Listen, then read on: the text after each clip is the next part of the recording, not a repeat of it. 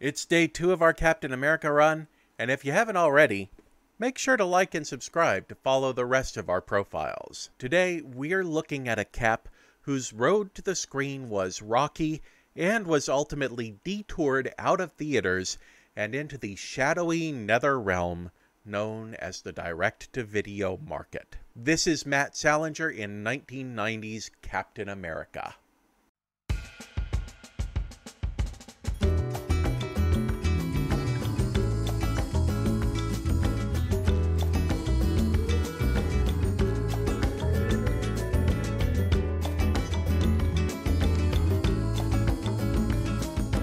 Born in Windsor, Vermont in 1960, Matthew Douglas Salinger was the son of famed The Catcher in the Rye author J.D. Salinger and Allison Claire Douglas.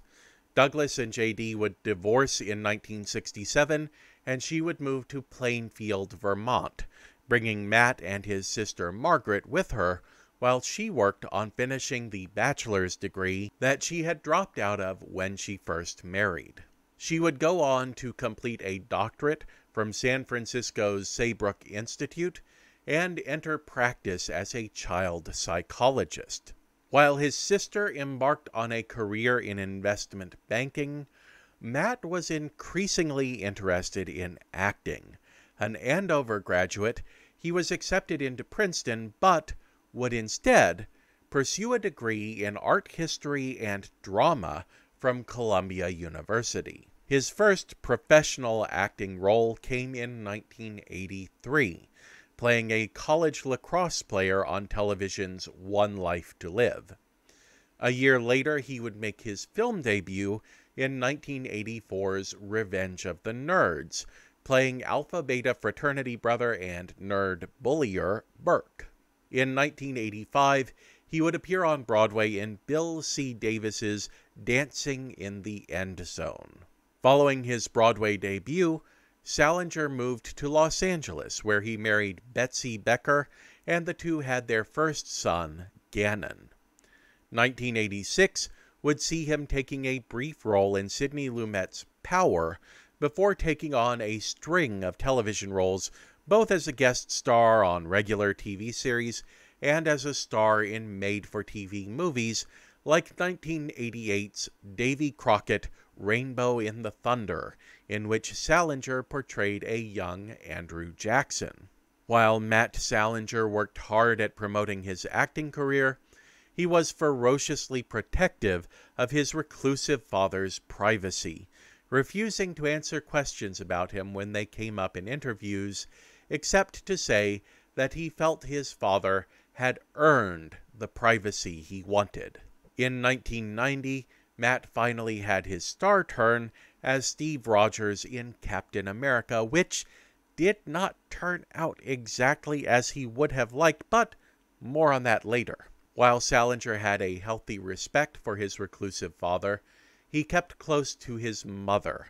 During the 90s, she would move to Los Angeles to be near Matthew and his family, uprooting her psychology practice and transplanting it to Malibu. Matthew Salinger, meanwhile, went on to make appearances on Picket Fences, 24, and Law & Order's Special Victims Unit, and Criminal Intent, among the highlights of his acting career. He also tried his hand at producing film with 1996's Mojave Moon and 1999's Let the Devil Wear Black. And he would produce Pamela Glenn's Obie Award-winning one-woman show, The Syringa Tree, which opened at the Playhouse 91 Theater in Yorkville, Manhattan in 2000. Today, Salinger remains active, but describes himself as just sort of acting for fun. Following the passing of his father in 2010, Matt Salinger has taken on the work of editing and preparing for publication all of his father's unpublished works, a task which he shares with his father's third wife, Colleen O'Neill. In 2019, Matthew Salinger spoke to The Guardian, confirming that all of J.D. Salinger's unpublished works will eventually be made available. He defended the family's decision to block publication of the work until they were finished editing and preparing, saying, "I don't do it lightly. It's no fun. I do it because my father would have done it and out of love for him." So this process can take a frail boy with polio, give him the strength and speed of a world-class athlete. Think what kind of army we'll have. Let's just make sure our boy comes out of this safe and sound before we go counting our chickens. Where'd you get your guinea pig? 1978's Superman the movie had changed the game for superhero films, doing for the genre overnight what 1977's Star Wars had done for pulp science fiction epics, changing their image in Hollywood from lightweight, disposable entertainment into blockbuster material that could appeal to adults just as easily as they appealed to kids.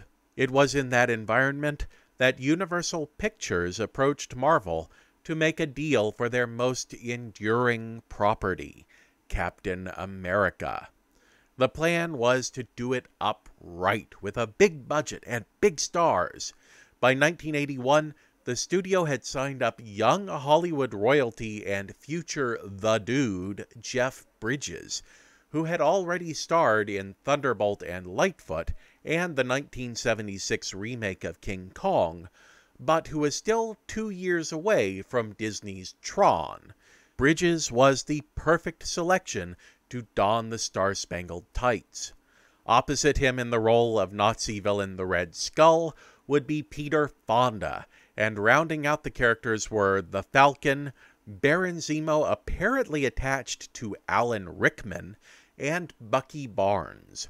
All of the greats were present except Betsy Ross, because modern Captain America has no love for the Golden Girl. I need a cheesecake. The bloom faded from the rose of superhero pictures fairly swiftly, however, with the release of Superman 2 and Superman 3, and by 1984, Universal no longer wanted to be in the Captain America business. They sold the rights to the Cannon Group, the studio founded by Menachem Golan and Yoram Globus, who at the time were most famous for producing tons of low-budget action features and comedies that were wildly popular not just with American movie buffs, but also with the burgeoning bootleg scene in Russia. But to me, the Cannon Group will always mean just one thing: Breakin' 2 Electric Boogaloo. Cannon got the rights for both Cap and Spider-Man for a song, paying $225,000 for both of Marvel's most popular properties at the time. They signed Michael Winner, the director of the first 3 Death Wish movies, to helm the project, and writing duties fell to James Silk, who had already written screenplays for Revenge of the Ninja, Sahara, and Ninja 3: The Domination, and who would go on to write 1985's King Solomon's Mines and 1987's The Barbarians. He would not, however, go on to write Captain America, because Michael Winner would respond to a 1986 writers' strike by firing Silk and hiring British TV writer Stan Hay in his place. Hay took the same cast of characters, if not actors, from the planned Universal production and added in a league of girl assassins, led by the Red Skull's daughter, who had stolen the Statue of Liberty because it was the 1980s and cocaine is one hell of a drug. The studio really only had one minor note about the screenplay. That note was that they absolutely hated every word of it. Would you please pull over the car? I am going to get sick. Winner jettisoned Hayes' script and set to work again, this time with Stan Lee and Tanner novelist Lawrence Block working on the screenplay. But by 1987, Michael Winner was removed and replaced with actor John Stockwell, who was already making his directorial debut with the Cannon Group by taking the big chair for 1987's Undercover. Stockwell decided that what they really needed was a completely fresh start, and so Lawrence and Lee's screenplay was scrapped and replaced with a screenplay by Stephen Tolkien, no relation to J.R.R., who had just finished an uncredited rewrite for canon's Masters of the Universe. And oh my God, just mentioning the title of that movie makes my childhood end all over again. For those keeping score, this single project already stands at 2 production companies, 2 directors, 4 screenwriting teams, and 0 movies released over the course of about 6 years, but that's just how the sausage gets made sometimes. To give Tolkien his due, people who read his original screenplay have said it was masterful. To this day, Matt Salinger himself defends Captain America as one of the best written productions he ever worked on, while acknowledging that he feels the finished product wasn't the best execution. At this point in the production, Captain America was on the minds of a laundry list of late 80s, early 90s stars, reportedly including Arnold Schwarzenegger, but Cannon felt his accent would be too out of place for Captain America, and Dolph Lundgren, who was unavailable because he was already playing Marvel's The Punisher for New World Pictures. Reports even say that future Batman Val Kilmer was on the short list for the role, but instead decided to take the lead in Oliver Stone's The Doors. They say that breaking up is hard to do, but it was surprisingly easy in 1989 when Menachem Golan left Cannon Films.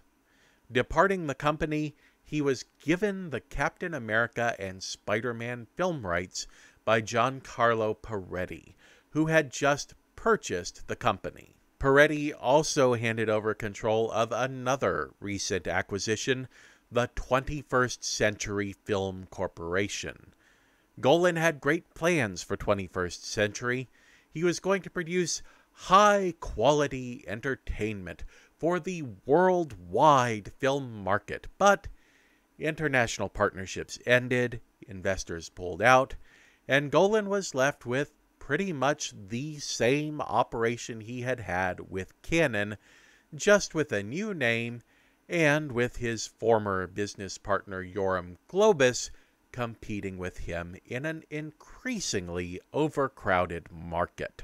Golan lost director Stockwell and replaced him with Cannon stalwart Albert Pyun, who broke with tradition by not immediately trashing the script on hand. Pyun would proceed with Tolkien's script. That script was still attracting a lot of attention for the product, including the attention of young Matt Salinger, who agreed to audition for the lead role. But he initially turned it down when it was offered to him. As he told writer Mike Ryan for GQ magazine, his lawyer had warned him that, however good the screenplay might be, 21st Century Films lacked the resources to execute. But 21st Century responded with flattery in hand, telling Matt Salinger that he was right. They didn't have what they needed to execute the movie, because what they needed was Matt Salinger. With Salinger secured as their lead and a supporting cast including Bill Mumy, Ned Beatty, Scott Paulin, and Darren McGavin, filming began in Yugoslavia in 1989. They were on a tight deadline. 1990 was going to be celebrated as Captain America's 50th anniversary, and both Marvel and 21st Century Films wanted the movie in theaters. Pyun had a history with Golan. Golan knew that Pyun was reliable. He would deliver no matter what was thrown at him. And in this case, everything got thrown at him.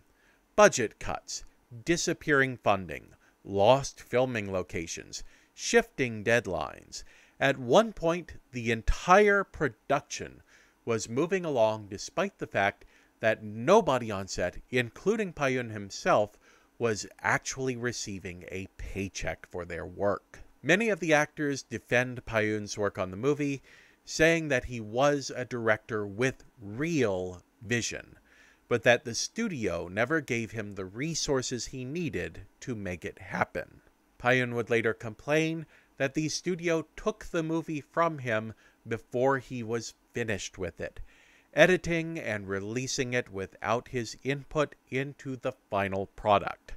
He would complain, but he wasn't exactly surprised.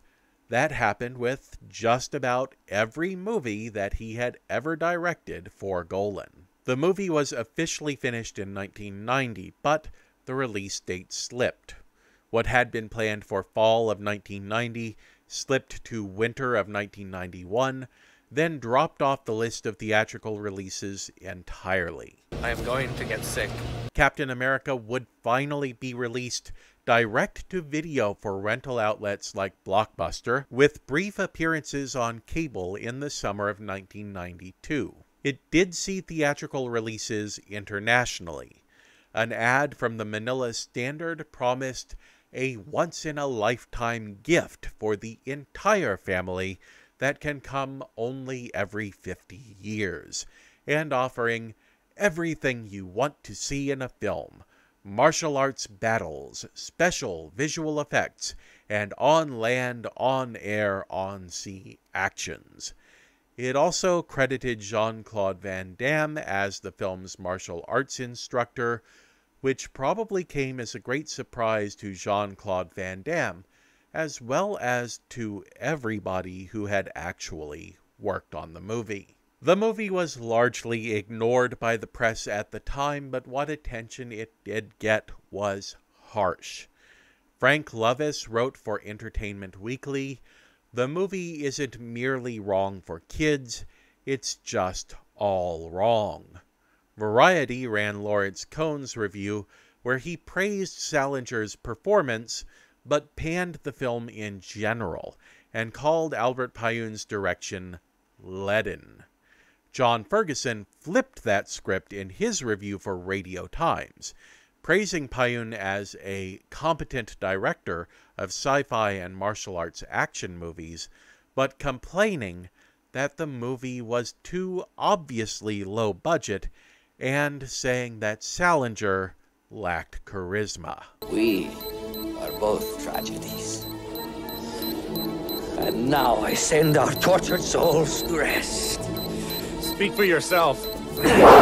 Albert Payun was already attached to another project when Captain America hit the direct-to-video shelves with a resounding thwack. That project was Spider-Man, also coming from 21st Century, and also produced by Menachem Golan. Golan pushed hard to find financing for the film, pre-selling the TV rights to Viacom, home video rights to Columbia, and theatrical rights to Carolco. But in 1993, 21st Century declared bankruptcy, and Golan entered into a series of lawsuits against Marvel, struggling to hold on to the Spider-Man rights. After 2 years of fighting in the courts, the judge ruled that the film rights had expired and reverted control of Spider-Man in the movies back to Marvel, enabling them to cut a very profitable deal with Sony Pictures that would ultimately result in Sam Raimi's Spider-Man, starring Tobey Maguire. But for 21st Century, it was the end of the line. The company was shuttered, and all of their existing assets, including control of 1990's Captain America, were acquired by MGM. The movie is far from forgotten, but it has at most the cultiest of cult followings. The majority of its fans fall into the so bad it's good category, but it has had a lasting impact.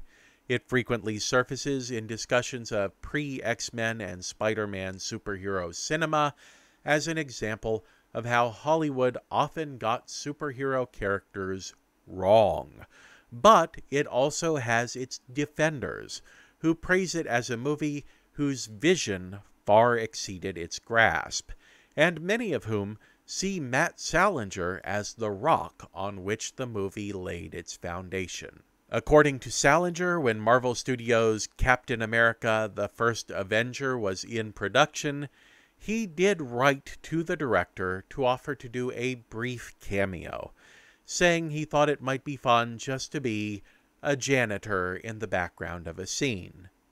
He was politely told that the film was shooting in England, but if they needed to do any shoots in America, they would contact him and let him know. He never heard from the production team again. Thanks for checking out this video. I remember eagerly awaiting this movie back in the day, as Marvel spent years dropping it into their bullpen columns.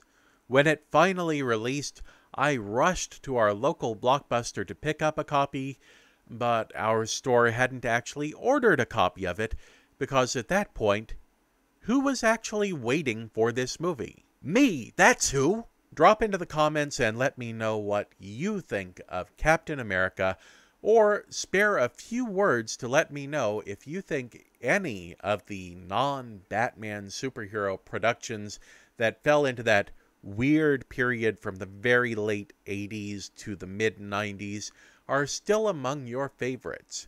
After all, it was the era of The Phantom, The Shadow, The Rocketeer.